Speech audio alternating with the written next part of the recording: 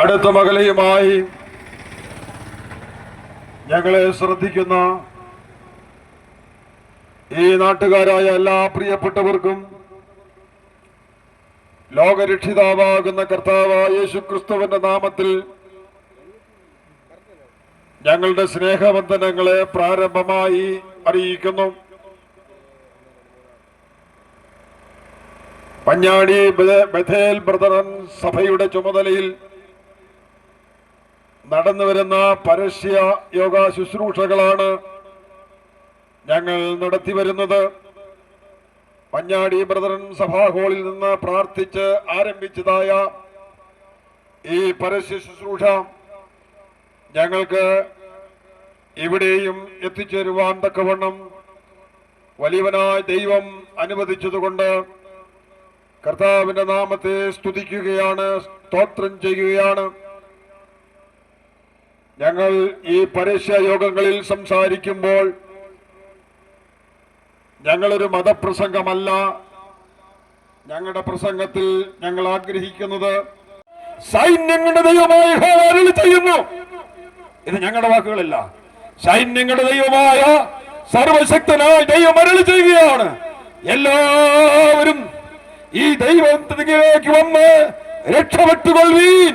ദൈവത്തിന്റെ വാക്കുകളാണ്. ഏത് വലിയ പാപിയായിരുന്നാലും പ്രവാചകൻ ആ വിഷയത്തെ കുറിച്ച് പറയുന്നത്, വരുവീൻ നമുക്ക് തമ്മിൽ വാദിക്കാം. നിങ്ങളുടെ പാപങ്ങൾ എത്ര കടുംചുവപ്പായിരുന്നാലും അത് പഞ്ഞി പോലെ വെളുപ്പിക്കും.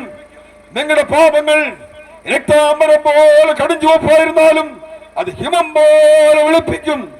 അങ്ങനെ വിശുദ്ധിയിലേക്ക് നടത്തുവാൻ കഴിയുന്ന സന്ദേശമാണ് ഞങ്ങൾ പ്രസംഗിക്കുന്ന സുവിശേഷത്തിന്റെ സന്ദേശം. ഞങ്ങൾ ചൂണ്ടിക്കാണിക്കുന്ന ക്രിസ്തുവിന്റെ സന്ദേശം പാപിയെ ശുദ്ധീകരിക്കുന്നതാണ്, പാപിക്ക് പാപമോചനം കൊടുക്കുന്നതാണ്. മരണത്തിനപ്പുറം സ്വർഗത്തിലേക്ക് പോകുവാൻ ഇടയായിത്തീരും. മറ്റൊരു വഴിയും സ്വർഗത്തിലേക്ക് പോകുവാൻ ഇല്ലേ എന്ന് വളരെ വ്യക്തമായി ഞങ്ങൾ ഓർപ്പിക്കുകയാണ്. ഈ ക്രിസ്തുവിന് വേണ്ട എന്ന് പറഞ്ഞുകൊണ്ട്, ഈ ക്രിസ്തുവിൽ വിശ്വസിക്കേണ്ട ആവശ്യം എനിക്കില്ല എന്ന് പറഞ്ഞുകൊണ്ട് ലോകത്തിന്റെ മോഹങ്ങൾക്കൊത്തവണ്ണം ജീവിച്ച് മുൻപോട്ട് പോയാൽ നിത്യമായ ന്യായവിധി നിങ്ങളുടെ ജീവിതത്തിൽ വന്ന് സംഭവിക്കും. അതിനിടവരാതെ വണ്ണം നിഷ്പക്ഷമായി മരിച്ചിട്ടുയർത്തെഴുന്നേറ്റ ഈ ക്രിസ്തുവിലേക്ക് വന്ന് ഞങ്ങൾ ചൂണ്ടിക്കാണിക്കുന്ന ഈ ലോകരക്ഷിതാവിൽ വിശ്വസിച്ച് രക്ഷിക്കപ്പെടുവാൻ ഞങ്ങൾ നിങ്ങളെ ഓർപ്പിക്കുകയാണ്. ഈ ക്രിസ്തുവിനെ വേണ്ട എന്ന് പറഞ്ഞുകൊണ്ട് മുൻപോട്ട് പോയി ഈ ക്രിസ്തുവിൽ കൂടെയുള്ള രക്ഷ എനിക്ക് ആവശ്യമില്ല എന്ന് പറഞ്ഞുകൊണ്ട് മുമ്പോട്ട് പോയാൽ ന്യായവിധി നിശ്ചയമാണ്. ഒരിക്കൽ മരണം സംഭവിക്കും. ന്യായവിധി നിശ്ചയമാണ്. തിരുവെഴുത്ത് പ്രകാരം പറയുന്നു, സുവിശേഷമനുസരിക്കാത്തവർ കർത്താവിന്റെ സന്നിധാനവും അവന്റെ വല്ലഭത്വത്തോടുകൂടിയ മഹത്വവും വിട്ടകന്ന് നിത്യനാശം എന്ന ശിക്ഷാവിധി അനുഭവിക്കും. അങ്ങനെ ഈ നിത്യനാശം എന്ന ശിക്ഷാവിധിയിലേക്ക് പോകുവാൻ നിങ്ങൾക്ക് ആർക്കും ഇടയാകരുത് എന്ന് ഞങ്ങൾ ആത്മാർത്ഥമായി പ്രാർത്ഥിക്കുകയാണ്. അതിനുവേണ്ടിയാണ് ഞങ്ങൾ ഈ സുവിശേഷ സന്ദേശം നിങ്ങളെ പരിചയപ്പെടുത്തുന്നത്. അതിനുവേണ്ടിയാണ് ഞങ്ങൾ ഇവിടെ വന്നിങ്ങനെ പ്രസംഗിക്കപ്പെടുന്നത്. ഇത് ഞങ്ങളുടെ സഭ ഞങ്ങളെ അയച്ചതല്ല.